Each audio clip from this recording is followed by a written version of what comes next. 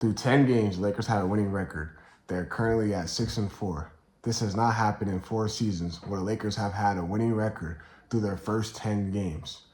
Deondre Hawks here with another Lakers Talk Daily presented by Pechanga Resort Casino. Play your perfect combination at Pechanga Resort Casino, official Native American resort and casino of the Los Angeles Lakers. Skip the traffic and head on over to Pechanga Resort Casino, just off the I-15 in Temecula. Visit pechanga.com or call 888-PECHANGA for reservations and for more information. That is a very interesting stat that I just read there, and that just goes to show you the job that JJ Redick is doing. There is a system, there is a structure, and there is discipline that he has, and the expectations he has for this team is a good thing.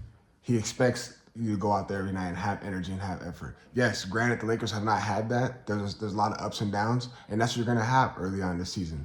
There's a lot of games. There's a lot of games to go forward to look ahead, and the best thing that he's done is he is addressing the issues. He understands the production from the bench has not been good. The first thing that we've seen is already making a tweak early on this season in the rotation. We've seen that Cam Reddish wasn't playing early on. Now he's in the starting lineup. We've seen that he moved Deondre Russell to the bench. I talked about that earlier.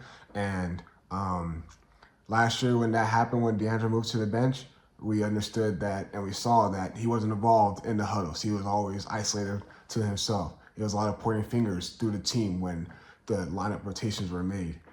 We've seen that he'll go on and talk about how they're not utilizing him the right way, how they're not putting him in the right spot, in the right position, and how they're not utilizing his type of play style.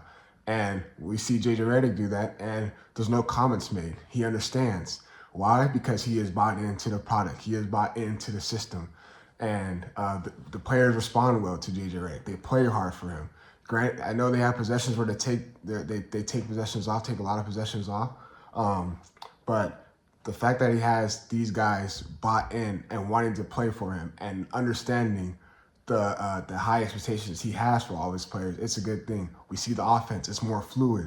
There's a lot more player movement. There's a lot more ball movement. There's a lot more screens that are made and a lot more production and limited dribbles. And the offenses ran through your star player in Anthony Davis. Last year, the offenses ran a little bit through Anthony Davis. You see that the ball will go away from him when he's going to work and he's going down and getting the bucket and he's having 2 in a row, and then they go away from him. They try to shoot a shot that did not needed to take. And we've seen that the ball was driven through Anthony Davis. And last year that wasn't the case, but this year that is the case. So overall right now, I know it's early on in the season. I know there's a lot of games left, but overall right now, I'll give JJ Redick a B grade, because you see the product. You see what he's trying to do. You see what he's implementing in this Lakers team. Yes, there might be some changes made. And, there's going to be a lot of tweaks made. We've seen that he's trying to figure out the issues. He's addressing the issues. He's going on a post game. He's talking to people. He understands what needs to be done.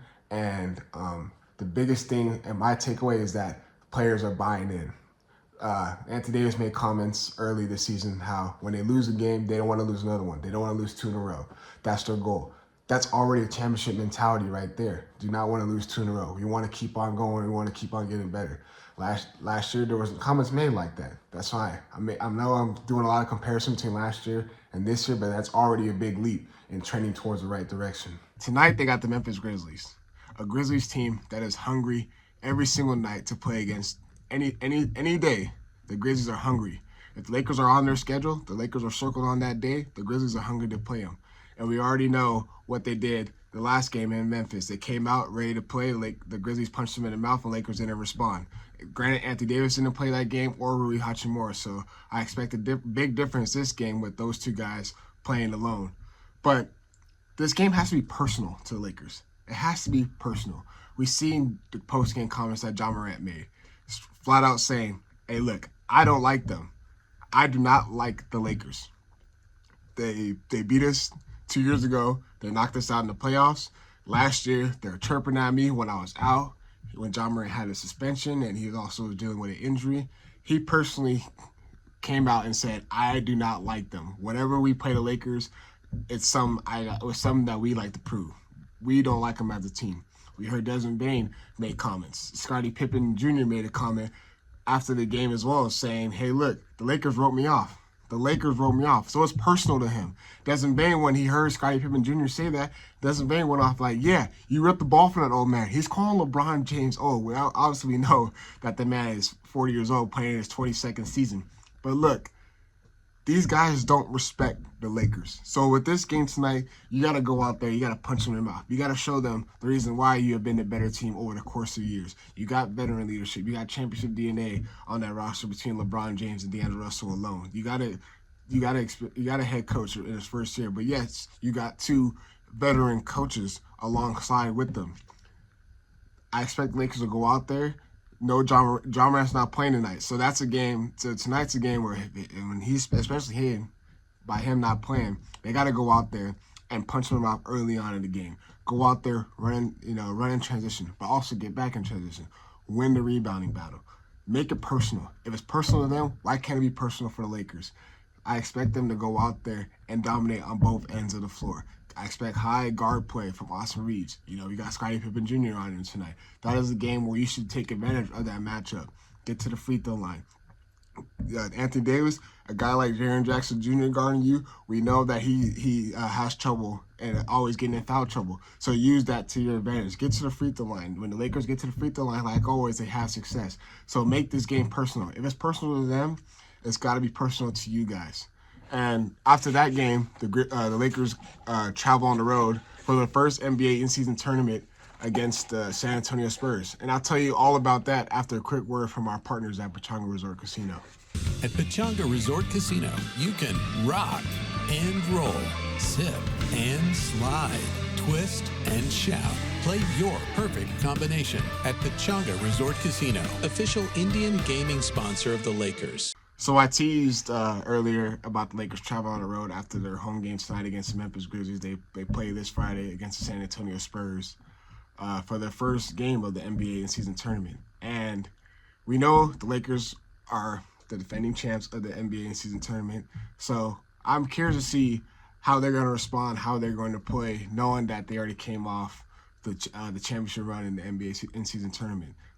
How they took on that challenge and how they wanted to become the first ones ever. So if you want to become the first ever NBA in-season tournament champs, why not become the first ever back-to-back champs of the NBA in-season tournament? That's already two history marks right there. We already know that Bronny James is on the roster, so I'm curious to see how LeBron is going to respond knowing that his own son is on the team. Does he want to play hard? Does he want to go out there and get that cash prize? And obviously that would be great for Bronny's pockets. There's other guys on that team. Dalton Connect's on his rookie deal. There's a couple other guys doing their 2-year deal. And, LeBron already made comments how, he understands the cash prize and how, there's certain levels and as far as the salaries that these guys make on the roster. So I'm curious to see how they're going to go out and play knowing that they came off that championship run. Is it going to be different? Are they going to, they understand the expectations? Is it going to matter to them? Are they going to care? All that's going to be curious to see when this Friday comes up. But we'll explain all that, obviously, when that game comes. But tonight, the Lakers need to focus on the Memphis Grizzlies. Go out there. It's personal, man. If it's personal to them, make it personal to you.